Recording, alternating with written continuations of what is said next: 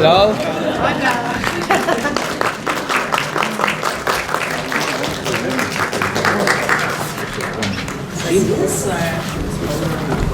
Oh ja.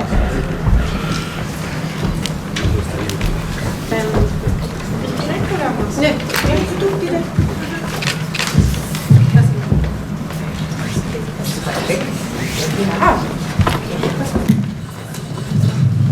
As we have spent the last days together, it feels so strange to be so far away from each other.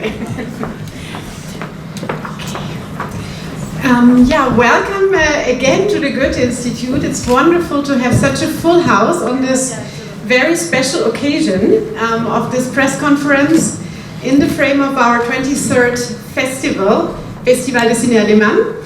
And as you know, and as you can see, we have a very, very special guest here today, Franka Potente. Most of you saw her already yesterday, but thanks again for taking your time today to meet her in person and learn more about her and her projects at the moment. Just a few facts. I know you all know her, but I just want to remind you of some facts about her life. Franka Potente is not only a famous actress that you saw yesterday in the movie, but she's also a film director, a script writer, an author, and a musician, a real multi-talent from Germany, based in LA. Hello Seahorse, the band was very nervous when they heard that you were coming yesterday because you're also singing, so the singer was very nervous. Yeah, and the filmography is obviously very long. Just to remind you, the big breakthrough happened in 1995 with Nach 5 in Urwald. I had to check what the English title is. After 5 in the Forest Primeval. What? Yes, I didn't know either. Yeah. And then obviously with Lola Run, and also big Hollywood productions like Blow or Born Identity, and a lot of HBO and Netflix shows in the recent years. But Franka is also the director of 2 feature films, and the latest is from 2020 called Home, and I'm sure you will tell us some things about this movie today as well. So, warm welcome again, Franka Potente, and now the floor is yours, dear journalists from Mexico, to ask all the questions that you have for Franka. Thank you for being here. Thank you for the introduction.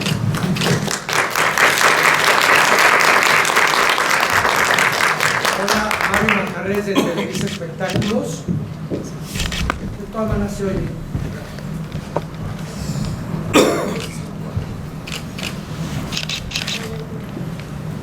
¿Cuál ha sido el secreto de su éxito? ¿Cómo le ha hecho para poder tener el éxito que tiene?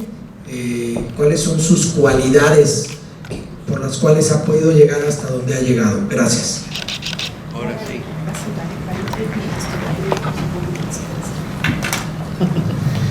Whoa, that's a good question.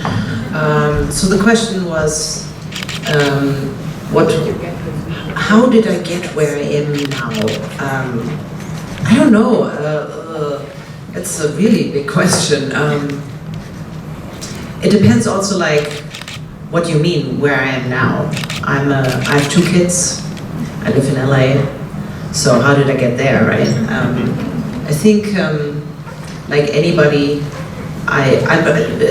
or to go back. So I'm originally from a small town in Germany, and I think maybe that shaped the size of my dreams. I think that very early on I didn't want to be in this. I knew that I did not want to stay in the small town, but I never envisioned myself living across the Atlantic. I think that was just shaped by liking to speak English, being an exchange student, those kind of things. I knew very early on that I wanted to be an actor. And I think everything else that comes with that, like filmmaking or writing, is kind of in the realm of that type of creativity. I'm also, one of my personal traits is that I'm incredibly impatient. I don't like to be bored. So I think that's why I'm a writer, because you can do that anywhere at any point in time if you're bored. So I don't really know how to answer that question. I think you would have to specify what you mean, asking me like where I am or what I'm doing. ¿Cuáles han sido tus cualidades para tener el éxito que tienes?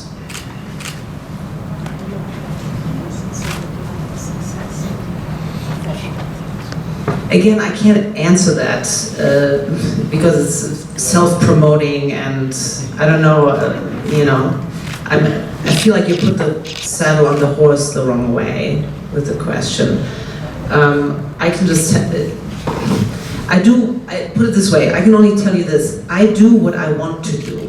I'm not doing something that someone else is telling me to do, and I'm doing it how I want to do it. So.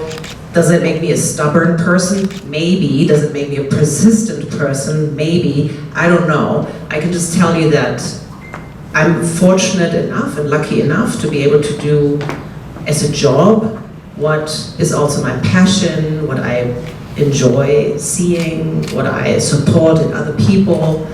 So that's my answer.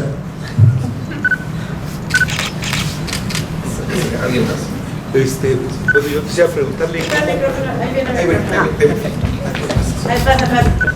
Hola, bienvenida Franka, buenos días. Usted es una de las novias de Occidente después de Lola, corre Lola, ¿no?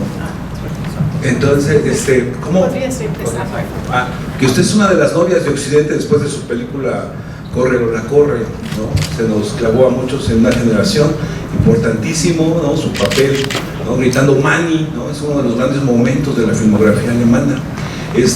¿Cómo siente la salud del cine alemán respecto a la cinematografía europea y su contraparte con Hollywood, ¿no? ¿Cómo siente el cine alemán, la fortaleza del cine alemán después de ser pues una de las cinematografías fundacionales en el mundo y pues importantes, ¿no? A lo largo de todo el siglo pasado?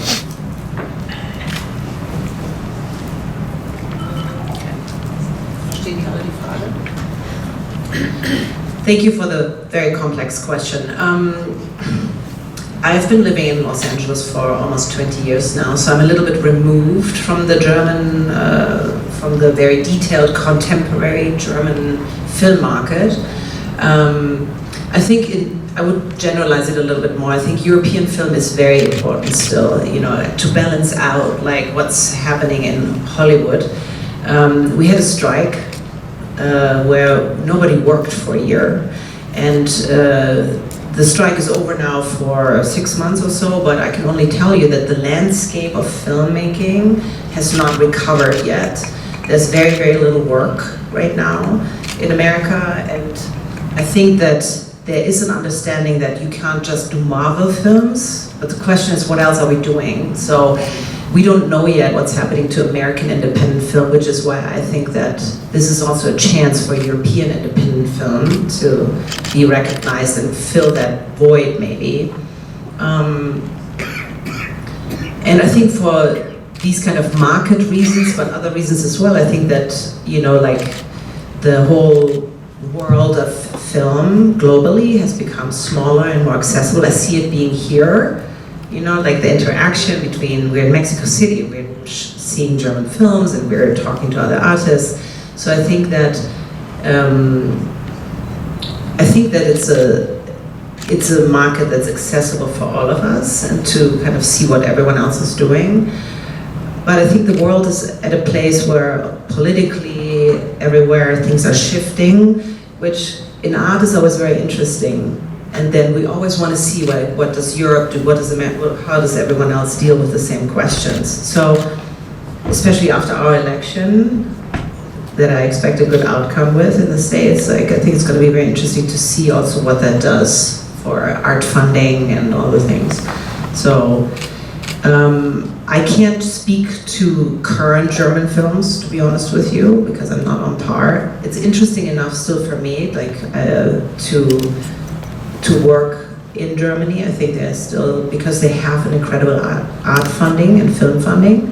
So, and the film that I shot in English in the States was also funded by German funding. So, with that support, filmmakers can still tell their stories, and it's a very interesting market still, for sure.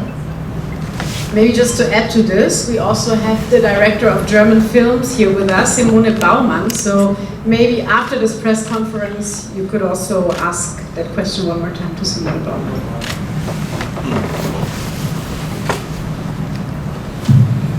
Hola, ¿qué tal? Aquí enfrente. Lola se volvió un símbolo del feminismo de los 90s. Sigue siendo un símbolo para muchas mujeres de la fuerza de un personaje y sobre todo del carácter que una mujer puede tener. ¿Pensaste en el momento de hacer esta película que 25 años después este personaje iba a tener esta energía para seguir conectando con las nuevas generaciones?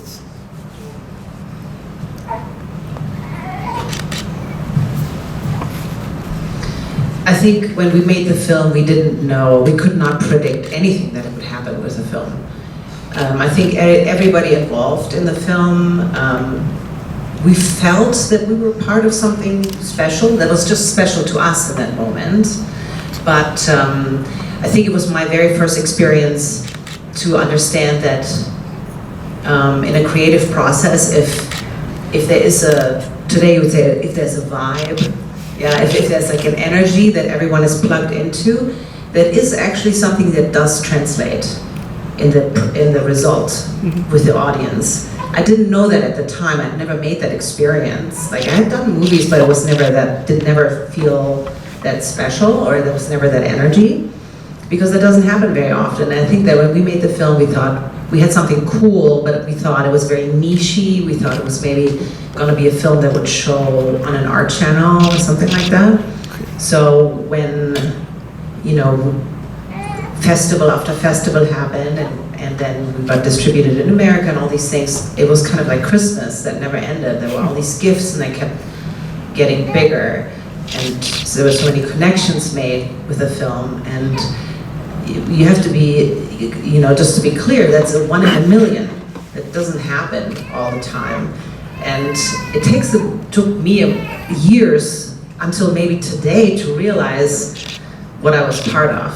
To sit here today, 25 years later, and answer similar questions, you know, about something that has aged, obviously. You know, there's a freaking phone in the film, you know. But other than that, there's still, like you said, an energy that still works today, that we can still relate to. That's pretty awesome. That puts my understanding of art and creativity to another level. But again, I'm very aware that it doesn't happen all the time, because sure enough, I've been chasing that for the last 20 years. You know, when you've experienced it, you want it again, but it doesn't happen. And it's partly out of our control, because what we do is so much teamwork. It depends on so many different factors. Definitely not money, by the way.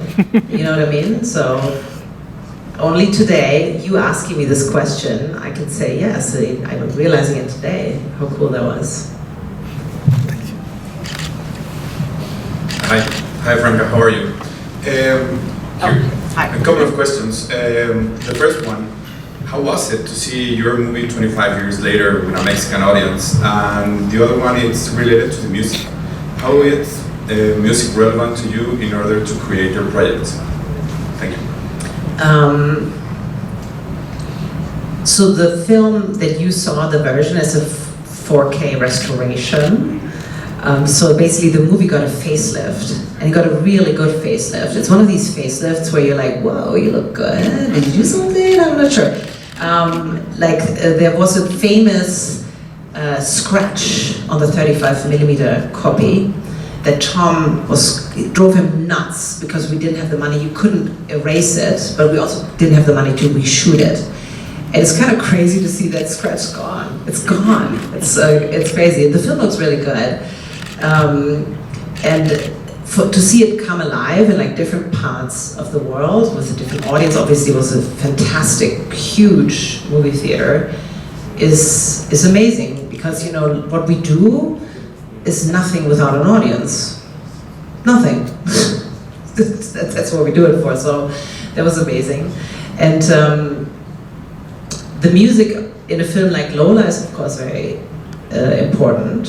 And it's funny, because I went to a rave in Los Angeles a few weeks ago, and I thought to myself, like, this is kind of like the soundtrack of Lola. So there's almost like in Los Angeles like a retro wave of techno, something like electronica, that is very similar to what we did back in the day. Some of it is a little bit silly, you know, when you hear like the words or something, I don't know.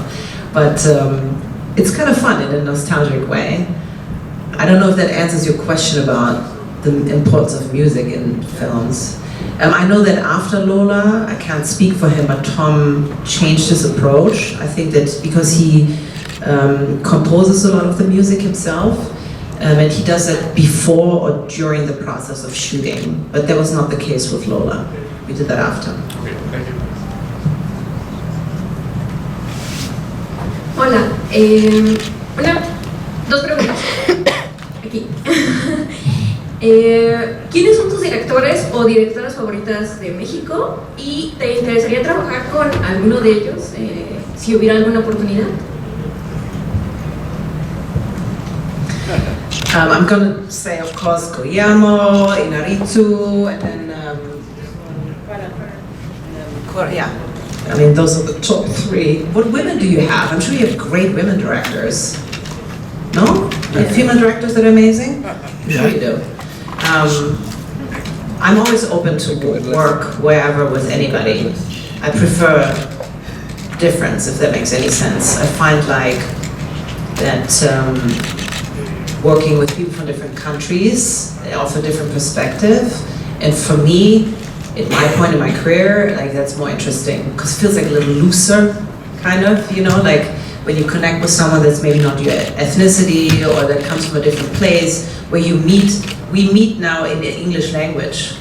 You know, you speak Spanish, I speak German, but here we are on our common ground is English. And that alone sometimes kind of loosens up the creative process in a weird way, if that makes any sense. Because we're kind of meeting in a neutral space, but we want the same thing. And so I always appreciate those kinds of works. I just I had a small job in Winnipeg, terrible place, with a Russian director, an English language project. And you know, there are moments where you're like, I have no idea what you're talking about. But then that can also lead to a different type of curiosity or maybe willingness to try something that normally you wouldn't because you have to think outside the box. So I hope that answers the question. I feel like I veered off a little bit, but. Acá.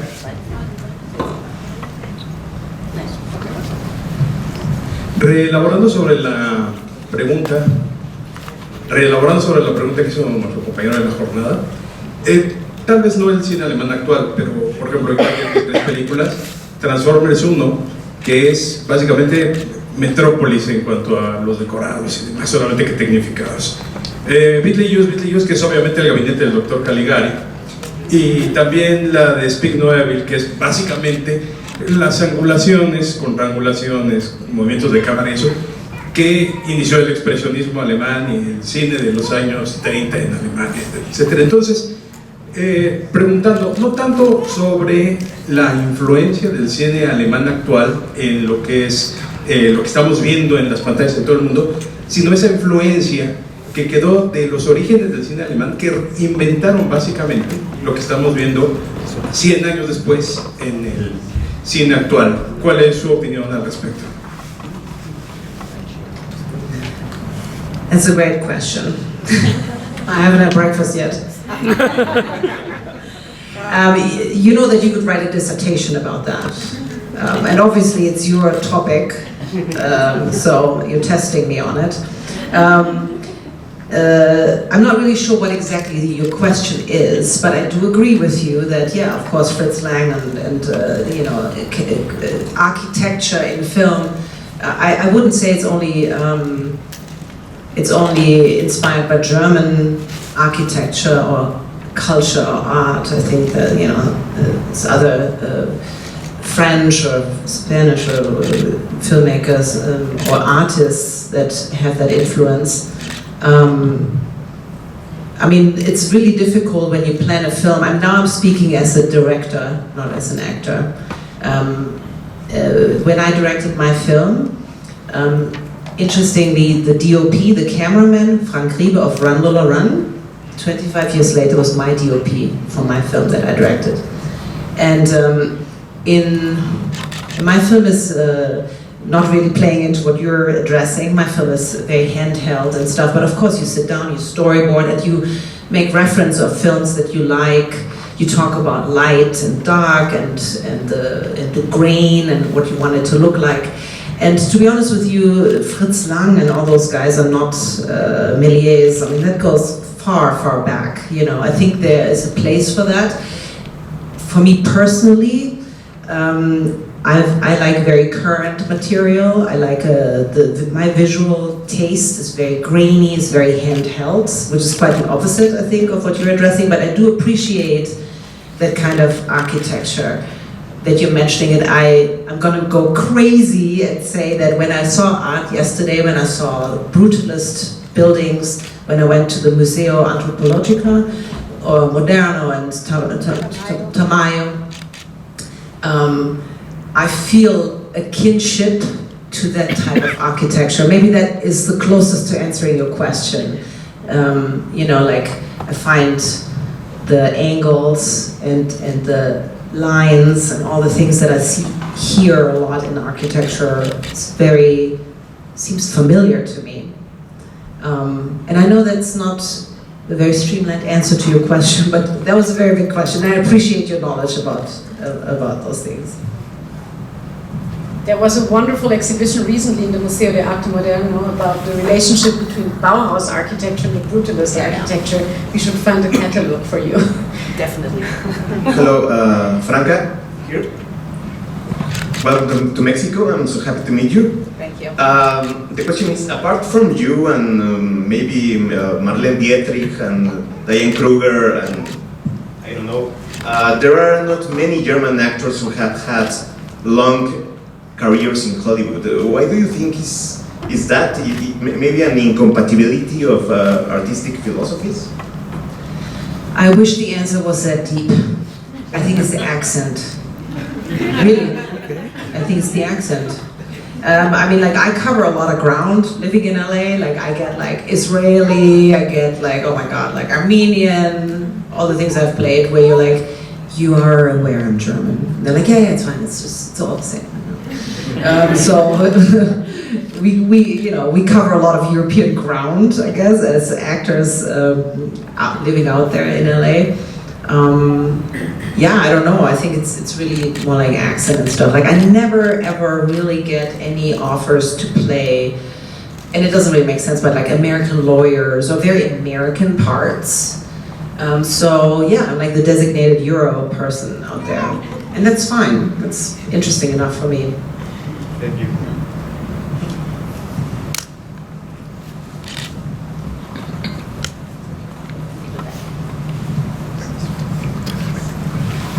Hola, buenas tardes. Hay una cosa interesante acerca de este cuarto de siglo de Lola Run, que es la llegada del cine digital. Con la llegada del cine digital ya no había que medir, digamos, la película y que no se fuera a acabar el filme físico, sino que con las tarjetas de memoria los directores cada vez suelen repetir más las escenas y cubrir más las actuaciones. ¿Qué tanto ha cambiado la actuación en términos tecnológicos o en términos técnicos a partir de la llegada, la irrupción del cine digital como actriz y como directora?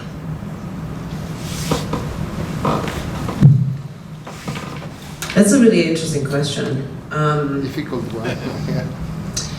I mean, I think as an actor, honestly, I don't do anything different. You know, like, as if, you know, like my process hasn't changed. I think that when you say digital cinema, I think what it means is that we're no longer changing film rolls.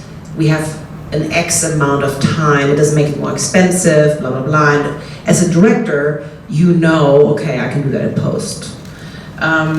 But and maybe I'm a little bit, not nostalgic, maybe I'm a little bit naive, or I'm like too positive, but I think the core of filmmaking and storytelling hasn't changed. I really don't think so. I think if anything, I want to, and you can look at this different ways, but I think that if anything, it makes it maybe possible to do certain things that maybe were too expensive before to do. That's the positive side. It probably leads to a little bit of like future generations of filmmakers. If you can skip the analog, the old-fashioned ways of filmmaking, then I think you find yourself in a very fast track, and I think that the craft is just a little bit different, possibly. But I'm hoping that the outcome of the storytelling is the same. You know, you tell a story, you tell a story, you tell a story, no matter how you look at it. I shot a short film on my iPhone with my family in the pandemic. And there was something very freeing about that. And it looked awesome. Really, it was crazy. And you could edit it and you could handle it like film. And I think what is happening, and of course it's a big field to talk about, but it's, in a way, it's very inclusive. This whole thing. Anyone can be a filmmaker, anyone can be a photographer, anyone can be an actor, right? So I want to be open to that and say, well, why not? The more the merrier. As long as it doesn't change the content, right? Or the quality of the stories that we want to tell. As a filmmaker, of course, some processes are cheaper, are faster, and you can do more takes, which is maybe good or maybe not good. I don't know. Annie Leibovitz shoots apparently 500 shots for one photo. She's old school. I don't know. You know, I don't know what it does. I think maybe it's more inclusive for a certain type of filmmaker. I don't know. For producers, I'm sure they like it better. But I think thinking about it, you get around a lot of things. That, you know, a lot of problems, like for me, filmmaking, directing was problem solving, and I love it. On the day there's a problem, how do we solve this? How can we make this work? How can we make this visual? And of course, digital takes care of a lot of those problems. You don't have to know how to solve it. It's a very interesting topic, I think. It's a big conversation. Algunos de los actuales directores son sobrevivientes. Some of the actual directors and actors are survivors. From the analog to the digital era. Like from the silent to the... ¿Es una sobreviviente?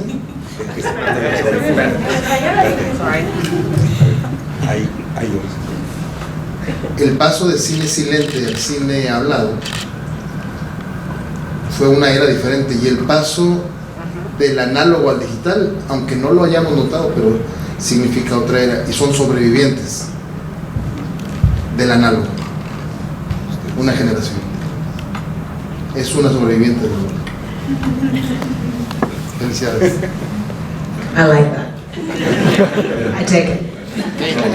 Que otra vez se vuelva a poner los auriculares.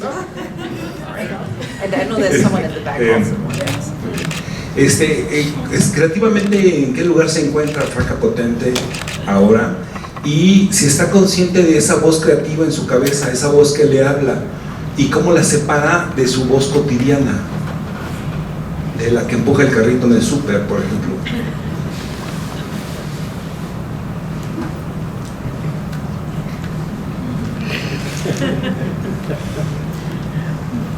That's such a great question. Really good question. I love it. I never thought about that. I think everybody's different, but to me the secret is with what I do, I don't separate it. You know, I don't separate it. Like, you see stuff all the time. For example, I don't know, bear with me, I don't know if this is a good example. I was at my gym the other day, and there was a lady on the stair stepper. She was older, and she didn't know anything about gym etiquette. You were supposed to wear earbuds or headphones. She didn't do that. She had her phone there, and she was obviously on a Zoom with her church, okay? So I'm running and I'm seeing this and hearing this. Not only was she zooming like she was part of a mass, she was like, oh, she was singing along, she was doing this. And I thought to myself, I was like, if this was a scene in a movie, people would be like, no, that's too much, you can't do that. You know what I mean? So, I mean, as a writer or as an actor or as a filmmaker, you see stuff all the time, like where you make a mental note, and of course that's the simplest way of putting it. You see something where you're like, I want to remember that. That's one thing. Or we see something, forget about me as a creative person, as a human who pays attention, you see things, you hear things where you're like, that validates me, that validates a thought I had, that confuses me, or that challenge, whatever I see, whatever I hear, that challenges something that I thought for all these years. You know, so I think it's just, you pay attention, you don't separate. I don't think anyone separates it. Maybe if you're like a Goldman Sachs banker, I don't know, but those are highly creative people sometimes. We went yesterday to the Franz Mayer Museo, and apparently that guy was a finance person. And here he is, and he finds this intricate, crazy art. You know, like, so did that person separate it? Probably not. I don't know. I think everybody's different, but did that answer your question a little bit? Gracias, Franka. Hola, acá arriba. Gracias por la respuesta. Hace 25 años tuvimos la oportunidad de ver Corre Lola Corre, y me llamó la atención este loop de narrativa, de estar repitiendo la misma situación. 25 años después tenemos tecnologías diferentes. Eso me recuerda también el videojuego, pero me quiero referir más concretamente a la inteligencia artificial que está de alguna manera reemplazando a los actores en la producción audiovisual y que recientemente generó una polémica, particularmente en los Estados Unidos. Me gustaría entonces saber tu postura en tanto a la sustitución o potencial sustitución de actores con la inteligencia artificial. Y una segunda pregunta en otro extremo, que tiene que ver con el amor. Dos de tus películas que llegaron y que te afincaron en México creo que son, desde luego, Corre Lola Corre y La Princesa y El Guerrero. En ambas hay una intensa compenetración entre hombre y mujer, entre amor y probablemente entre Franka y Tom. Cuéntanos un poco desde esa otra perspectiva, qué significa para ti el amor, no solamente en lo personal, sino también en el involucramiento que debe de tener una pareja en el cine. Gracias.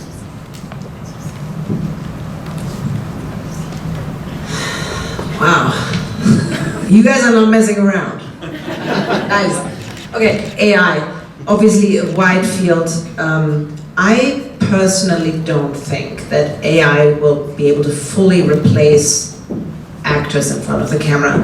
What they do right now is they replace a lot of background actors. Let's say if we're in a soccer stadium, they don't want to pay for 10,000 extras, so that, you know, so that I haven't seen any successful examples of actors as such being replaced by AI. I find it looks strange, and I mean, who knows, maybe we get there. I don't know what to be honest with you, I don't know what the point is. I don't know, maybe that goes over my head. I don't know why you would want to do that.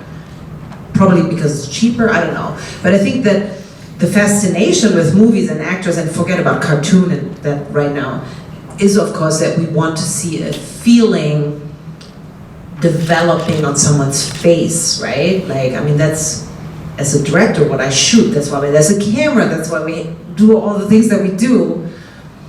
And using a computer-generated image for that doesn't make any sense to me. So I don't believe that is really gonna, I find it, but I will also say, and that has a little bit to do with what we were discussing, I think it's important to kind of be open a little bit and listen, I don't want anything or anybody replaced by AI. I find AI also very scary, and all the scary aspects, obviously, I think, need to be monitored and stuff. On the other hand, we also have to sometimes be open and look at it and see what good at can do it? It's a really big question, so I'm going to leave it at that. I'm going to move to the next one. So I think love in storytelling, in music, and anything, in painting, whatever, is just a great catalyst, right? It's like the forever fuel of stories. It doesn't change. It doesn't change. It's one of the strongest feelings. Love, fear, I don't know, could probably name a few others that from hundreds of years ago till today haven't changed. So it's universal, it's never ending, and it's relatable. No matter where you are, you know, you could watch without words, you could watch a scene and understand what it means and make you feel something. So Tom and I, yes, we were a couple when we worked on Lola, we weren't, but when we worked on The Princess and the Warrior. And I think what was just really good about our relationship was not only the love we had for each other, but the love for the movies and for the same thing that we were pursuing. And I think in general, nobody has to be a couple or anything like that, but I think if you find collaborators in anything in life, you don't have to be creative. Again, you could be at Goldman Sachs. If you have a collaborator that wants the same thing and sees something with this through the same eyes and this and that, it just elevates work. Doesn't make it feel like work, right? So I think that's why we always look for collaborators, for partners. Again, it doesn't have to be a love relationship, I don't think, but I think it's just more fun to share a similar goal, and it makes it richer, and it makes it more complicated, it makes it more complex. So thank you very much. We've already reached the end of this press conference. Thank you very much for coming in such a huge number. Thank you for your excellent questions, sometimes challenging questions, very deep questions. Really great angles of looking at it. I really appreciate that. That makes the trip even more so special. Like, I'll really remember that. Because, you know, for this film, over 25 years, every question has been asked. And that's okay. It's sometimes comforting to see, oh, that question is still interesting. But those were really good, profound, artistic questions. I really appreciate it. Thank you. Thank you. And of course, thank you so much, Franka Potente, for being here with us on the 25th anniversary of Run Lola Run here in Mexico. It was really a great honor also for us as the Goethe Institute that you accepted our invitation and celebrated yesterday with us, that you're here with us. I'm so glad I today. did. Thank you for inviting me. I'm so glad I did. Which you visited for the first time until tomorrow, and hopefully you come back soon to Mexico and Mexico City as well. Thank you so much. There will be an autogram session after this, also some more interviews. There is coffee and cake outside, if I'm not mistaken. Cookies. And one last big applause for Franka Potente.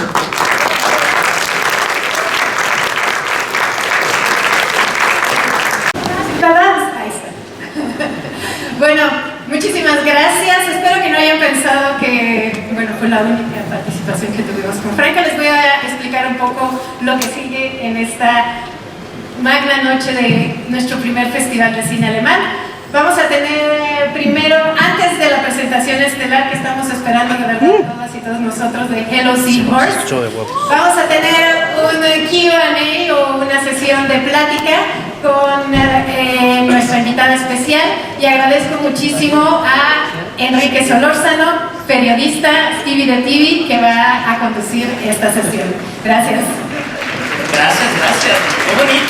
Qué bonita experiencia, qué bonita manera de arrancar esta edición con justamente esta película, y aparte verla en pantalla grande. Yo creo que no la había visto desde 98, 99 cuando se estrenó en México, y ahora poderla tener, y sobre todo pues vivir esa experiencia 4K, en verdad es una locura. Así que estamos en una noche muy importante. El Q&A va a ser en inglés para que, como habían dicho, no vamos a tener oportunidad de traducir, pero creo que lo más importante que queremos ver es a la actriz, a la cantante, a a la guionista, directora, ícono de los 90, que sigue siendo una figura muy importante para nosotros ahorita, Franka Potente. Come here. Come with us. Are you excited? Have you ever thought that this movie will resonate so much with a lot of people that right now we're talking about the film here in Ciudad de Mexico? I think that a lot of things that happened with this film we did not anticipate. You can't. Exactly. You can't know. I think that when we made the film, we thought honestly that it would end up on some art channel at around midnight, and that would have been okay too. Yeah, of course.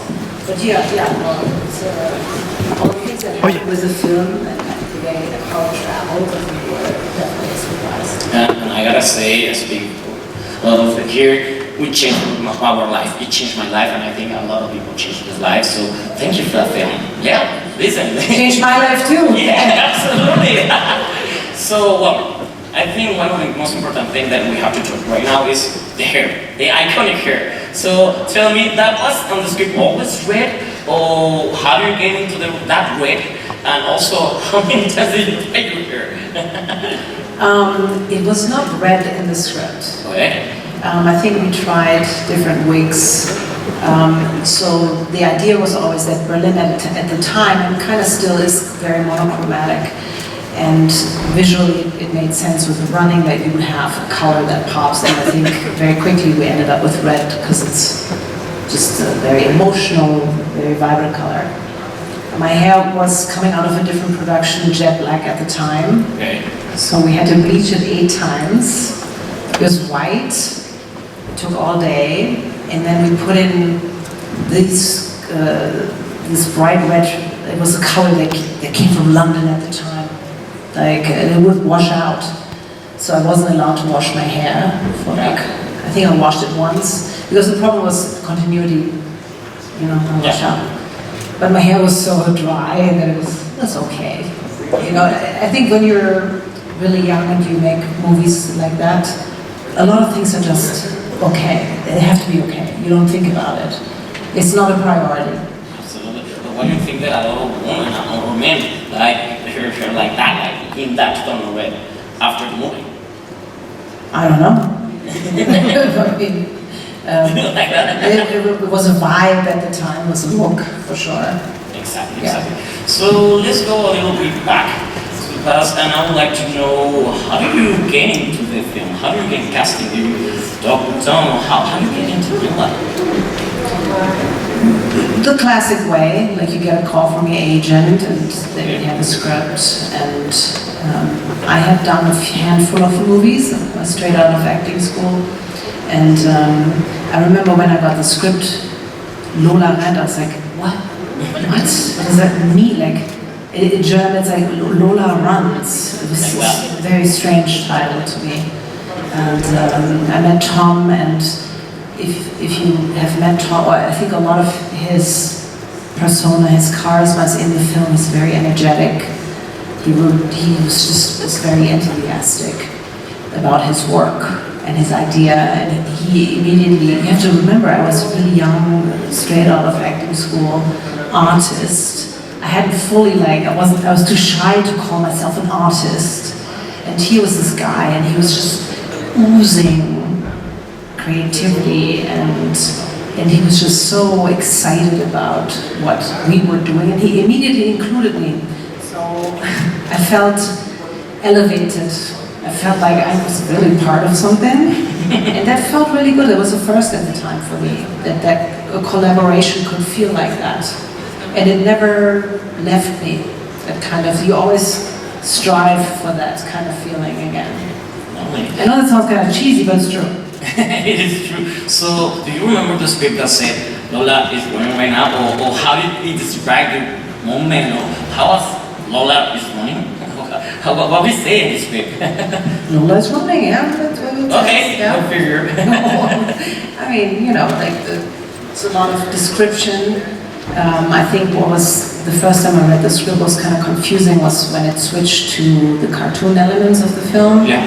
Oh. The flashbacks and stuff, but I think as soon as I spent more time with Tom talking about his ideas, like I spoke his visual language more, and yeah, then you kind of get plugged in and you understand what he wants. And what do you think we identify with her and we want her to win? Like all the time is like, go Lola, Lola. What do you think the public wants that?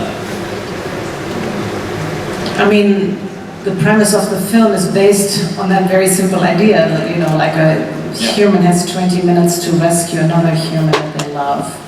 And I think it immediately pushes us as the audience into the position of the hero, like, you know, what would I do if, blah, blah. And I think that's what's kind of inclusive and inviting about the film, that the premise is rather simple, and then once you're in it, it opens up all these maybe more philosophical questions, or the texture, if you want to, you know, see it that way, you can. Perfect. So the music, let's talk about the music. It's also changed a lot. What was the first time that you listened to the soundtrack, or it was when you were working on the film, or how was the music getting into the film? The music was recorded after the film. Okay, so you run. I'm actually part of 3 songs in the film, believe it or not. Okay. I was dating the director at the time. Whoa, They didn't have any money. That's how it always happens. And I would literally pick him up from the recording studio and he'd be like, hey, do you mind just singing this outline? You can quickly hear it. And I'm like, yeah, okay. And then a couple of weeks later, they'd be like, hey, so do you mind if we take this guy, Thomas D, who was this rapper? It's the song Wish, or Wish. Do you mind if we like mix that together? No, okay, yeah, I mean. And then it became the song, and then we did a music video, and got like an MTV award for it. It was crazy. Well, I was like, how did that happen? I didn't know this was happening. But it happens, I think. What I'm saying is, if you don't have a lot of money, but you still want everything, well, then you just gotta say it on your own, you know? Awesome. And shooting film, you have to repeat the scene over and over again. The scene here is you running, so how many times do you run all the time? Because we have a lot of angles there, so you were running over there, or how was it? I was running all the time. Okay. I was running rehearsals, I was running the shots, and I was running for sound. Wow. And and I was smoking 2 packs of cigarettes a day. Really? That happened. They had a running double at first, and then they realized she ran completely different. So then I ended up running.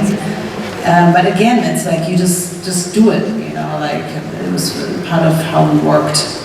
And I never sat down. I feel like at some point Tom told everyone never to offer me a chair because you'd get really tired.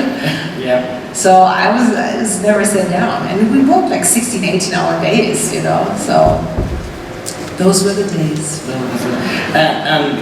After that, do you have a more physical role, or this is the more demanding role that you have? For the record, I think I'm a better athlete now than I was then. That's for sure. Wow. Yeah, because when you're like in your 20s, you don't care. Like I said, I was smoking. I'm like, oh my god. I don't think this was probably one of the most physical roles. Yeah, hands down. We were talking backstage about how well the movie have grown up, and it still works and still exciting. So, what do you think audience that never have seen the film will react about this movie? Like, do you think they will still connect with the film? I would hope so. I think that there's probably a couple of analog hurdles to take. Yeah.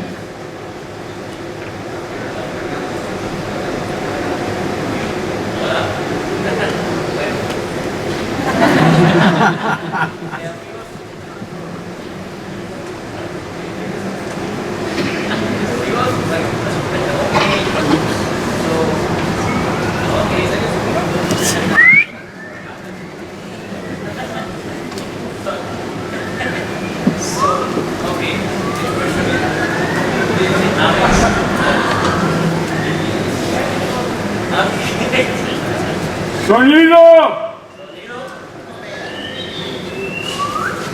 Somebody, what was the question again? If people, yeah, if they like it. So I forced my preteen children to watch the film. Really? And they're like, what's the, she picks up the phone, they're like, Mom, what's that? And I was like, yeah, that's a phone. It's an important detail of the film, it's a phone. But I think, I think these nostalgic details might be a little bit cute, who cares? I don't think it really takes away from the heart of the film. Because I feel like even like, I'm a very impatient person, so if my Uber doesn't show, I start walking. You know what I mean? And I'm an owner of an iPhone and all things. So I think you don't really question those aspects anymore. I don't think it matters, really. I don't know if that was your question. No, that was perfectly well. I love that. So you also directing now. So tell me, how was that experience? I directed, that's true. I directed one proper film with proper actors and proper budget and all the things. And I think as a director, there were a lot of things that I remembered, especially, and I've told him this too, about how Tom was with us actors. We did 2 films together, and how he appreciated actors and how he talked to actors and stuff, and I think I tried to be like Tom, basically. I loved the experience. I wish I could do it all the time and only, but the landscape of film is changing a little bit right now, so we'll see what happens. Right. Love that. So the audience grabbed me some question, and I want to make one. So they say that Lola and Manny grown up so much since the beginning of the film to the end of the film. So why do you think that happened? They grew up so much. Tell me. What do you think? I don't know. Lola definitely grows up because she, bends over backwards and does all the things, and we have 3 versions of what she does. I don't know if Manny grows up equally. I'm not really sure how to answer this question. I think it feels that way, the way we see the film. Maybe as the audience we grow up, we've seen so many versions, we have asked ourselves so many questions with so much slaughter.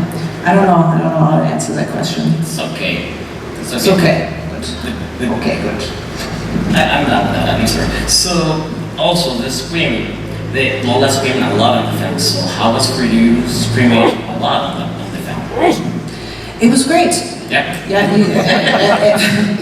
Anybody who hasn't tried it should.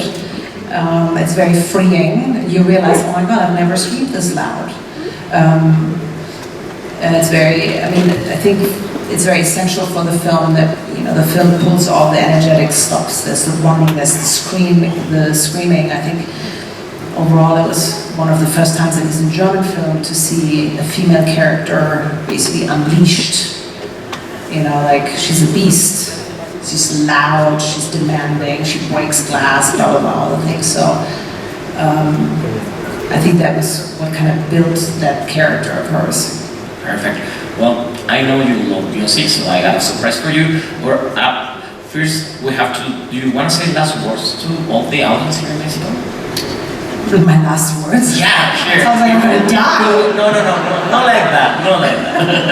No, come on.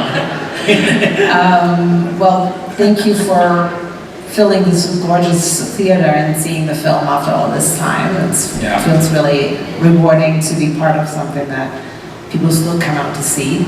So it's an honor for me to be here. Thank you. It's an honor for us.